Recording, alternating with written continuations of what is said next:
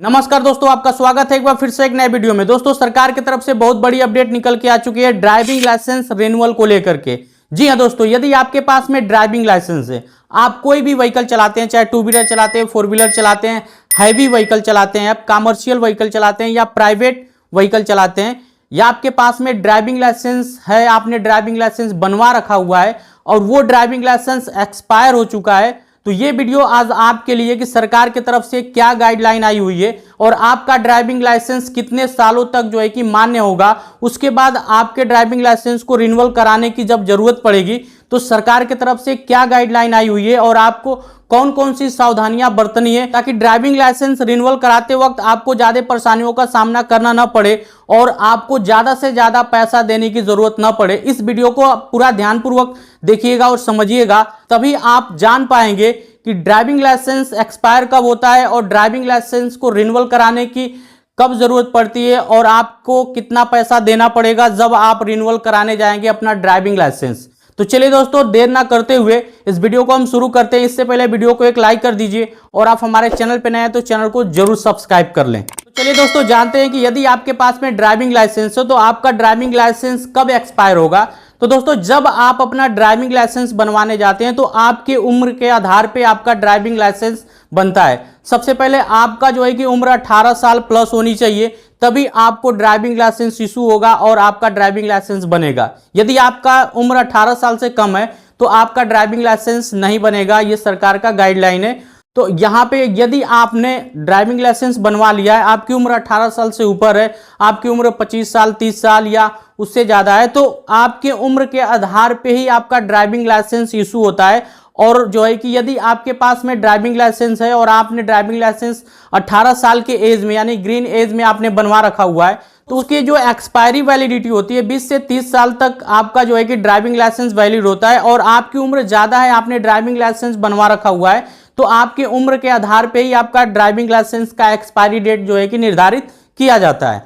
लेकिन दोस्तों, बहुत से ऐसे लोग हैं जो ड्राइविंग लाइसेंस अपना बनवा रखे हुए हैं, जिनका जो है कि 20 साल 25 साल पुराना ड्राइविंग लाइसेंस है, लेकिन अब जो है कि ड्राइविंग लाइसेंस को रिन्यूअल कराने की जब जरूरत पड़ती है तो आपको एक ग्रेस पीरियड मिलता है। यदि आपका ड्राइविंग लाइसेंस का जो एक्सपायरी डेट है और आपने उस डेट से पहले या डेट पे जा करके आपने जो है कि ड्राइविंग लाइसेंस को रिन्यूअल नहीं कराया हुआ है, तो आपको 30 दिन का यानी कि 1 महीने तक का आपको ग्रेस पीरियड दिया जाता है सरकार की तरफ से कि आप 1 महीने के अंदर आप अपना ड्राइविंग लाइसेंस को रिन्यूअल करा लीजिए, नहीं तो आपको ज़्यादा पेनाल्टी भरनी पड़ेगी। हो सकता है 1000-2000 रुपया आपको एक्स्ट्रा देना पड़ेगा। तो चलिए दोस्तों, जानते हैं जिनका ड्राइविंग लाइसेंस एक्सपायर हो चुका है और वह ड्राइविंग लाइसेंस ग्रेस पीरियड में चल रहा है, यानी कि आपका जो एक्सपायरी डेट है और उस डेट से 30 दिन के अंदर यदि आप अपना ड्राइविंग लाइसेंस जब रिन्यूअल कराने के लिए जाते हैं तो सबसे पहले आपको 200 रुपया जो है कि ड्राइविंग लाइसेंस फीस लगेगी और 200 रुपया आपको देना पड़ेगा स्मार्ट कार्ड के लिए, जिसको फॉर्म 7 बोला जाता है।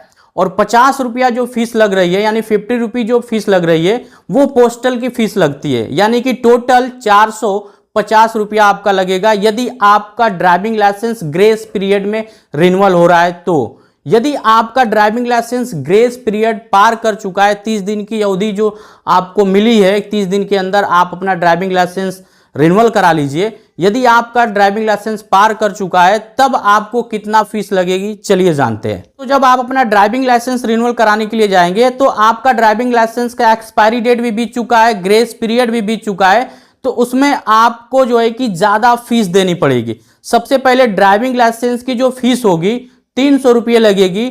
उसके बाद 200 रुपया जो लगेगा स्मार्ट कार्ड के लिए, आपका 200 रुपया जमा हो जाएगा और जिसको फॉर्म 7 बोला जाता है। उसके बाद 300 रुपया जो है कि अतिरिक्त चार्ज लगेगा, यानी कि 300 रुपया अतिरिक्त चार्ज क्यों लग रहा है, क्योंकि उस वक्त आपका टेस्ट होगा, यानी कि आपको ड्राइव करना आता है कि नहीं आता है, आपने ड्राइविंग लाइसेंस क्यों नहीं जो है कि रिन्यूअल कराया टाइम से, आपसे काफी सवाल जवाब किया जाएगा। उसके बाद 300 रुपया फीस जो है कि टेस्ट की लगेगी और प्लस 50 रुपया जो है कि पोस्टल फीस लगेगी।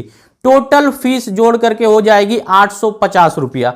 जो आपका ड्राइविंग लाइसेंस रिन्यूअल हो रहा था एक्सपायरी डेट और ग्रेस पीरियड के अंदर 450 रुपया में रिन्यूअल हो रहा था, यदि आपका ड्राइविंग लाइसेंस ग्रेस पीरियड को भी पार कर चुका है तब आपको जो है कि 850 रुपया देना पड़ेगा। यानी कि 850 रुपया जब आप देंगे तभी आपका ड्राइविंग लाइसेंस रिन्यूअल होगा, नहीं तो नहीं होगा। अभी रुकिए, एक और जिनका ड्राइविंग लाइसेंस एक्सपायर हो चुका है, ग्रेस पीरियड भी पार कर चुका है और कई साल हो गया है, साल भर हो गया, 2 साल हो गया है, यानी 2-3 साल से उन्होंने रिन्यूअल नहीं करा रखा हुआ है, तब उनको कितना फीस लगेगी चलिए जानते हैं। दोस्तों, यदि आपका ड्राइविंग लाइसेंस काफी सालों से एक्सपायर पड़ा हुआ है, जब आप अपना ड्राइविंग लाइसेंस रिन्यूअल कराने के लिए जाएंगे तो अतिरिक्त आपका 1000 रुपया पेनाल्टी लगेगा। उसके साथ में टेस्ट होगा, सारी चीजें होगी, पूछताछ भी की जाएगी। जब आप उस पर अच्छा परफॉर्म करेंगे तभी आपका ड्राइविंग लाइसेंस रिन्यूअल होगा। यदि 1 से 2 साल आपने लेट कर दिया तो टोटल फीस 1850 रुपया लगने वाली है। ये सरकार की तरफ से बहुत बड़ी जो है कि अपडेट निकल के आई हुई है। तो मैंने सोचा चलिए एक इस पे डेडिकेटेड वीडियो बना दिया जाए, जिनका जो है कि ड्राइविंग लाइसेंस एक्सपायर हो चुका है, एक्सपायर होने वाला है, सभी लोग इस वीडियो के माध्यम से जान लें। आई होप दोस्तों इस वीडियो के माध्यम से आज आप जान चुके होंगे कि ड्राइविंग लाइसेंस को रिन्यूअल कराने के लिए कितनी फीस लगेगी और क्या क्या चीजें करनी होगी और कब ड्राइविंग लाइसेंस रिन्यूअल कराया जाएगा। दोस्तों, वीडियो को अभी तक आपने लाइक नहीं किया है तो लाइक कर दीजिए और चैनल को अभी तक आपने सब्सक्राइब नहीं किया हुआ है तो चैनल को सब्सक्राइब करके बेल आइकन को हिट करके ऑल पर सेलेक्ट कर लीजिए, ताकि आने वाली हर एक अगली इंटरेस्टिंग जानकारी आपको सबसे पहले मिलती रहे। दोस्तों, वीडियो पे लास्ट तक बने रहने के लिए आपका दिल से धन्यवाद। जय हिंद, वंदे मातरम।